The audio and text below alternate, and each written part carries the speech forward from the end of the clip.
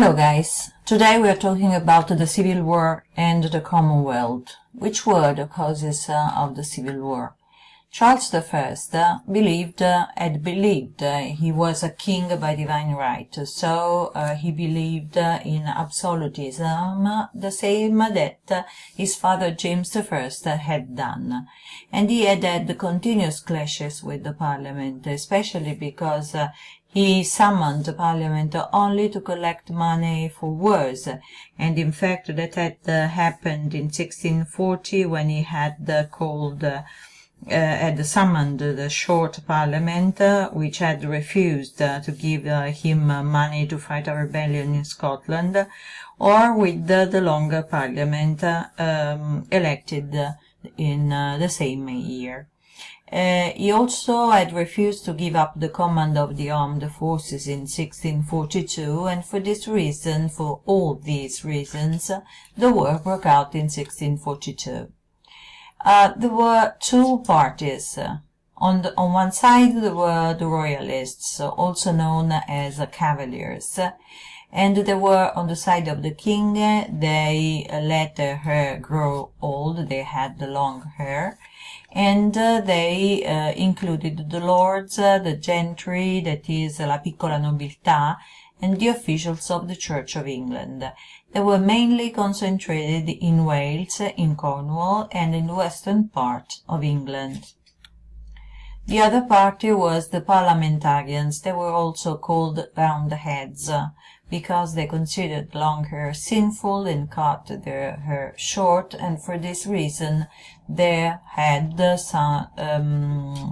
looked round. So hence the Roundheads. They were called the Roundheads. They supported the parliament, and they included the London, the ports, Eastern England, the navy, la marina, the new gentry, la nuova piccola nobiltà, and the small landowners, proprietari terrieri, and also the artisans. And all of these social classes were mostly Puritans, and that was very important because, as we have said in the previous lessons, the Puritans were very committed in whatever they did. They were very strict with themselves, and in this case the parliamentarians were very strong and opposed strongly to get their power and to limit the powers of the monarchy. Which were the consequences of the Civil War? The king was captured in 1648. Oliver Cromwell became the commander of the parliamentarians and took the control of London. And he expelled 100 members of the House of Lords.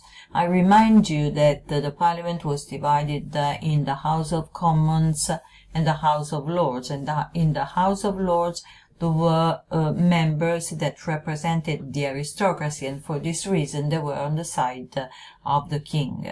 So he expelled them, and the remaining parliament, that was called Rump Parliament, that is Parlamento Tronco, the members of this Rump Parliament voted for the execution of the king in January 1649. This way the monarchy was abolished and was replaced by the Republic or Commonwealth.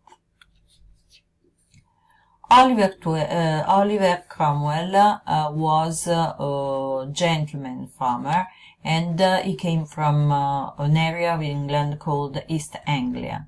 He was a brilliant leader, and he raised and trained the cavalry, a very strong army that was called the New Model Party. It was composed of brave Puritan soldiers that were and this army was much stronger than the Royalists. They were called Ironsides.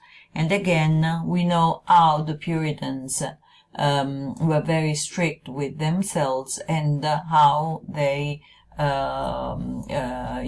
fought very strongly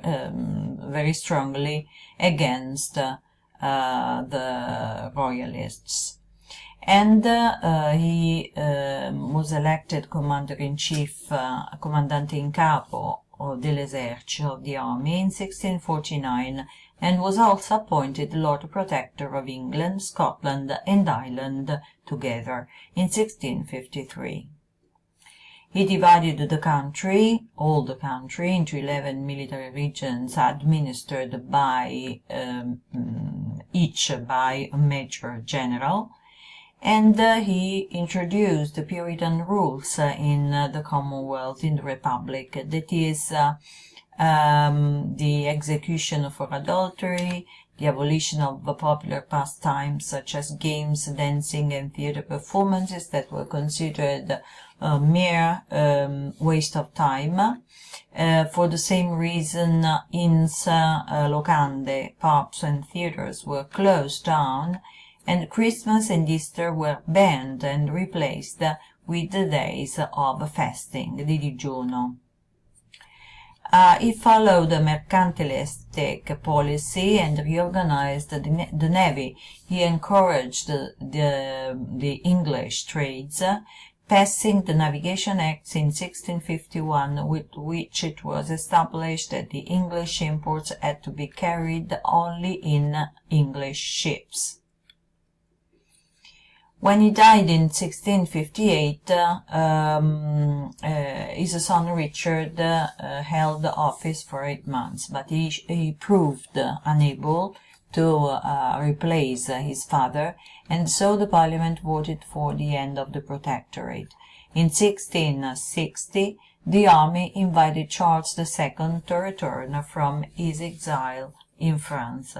The monarchy was restored at last. Okay, that's the end of the lesson of today. Bye, guys.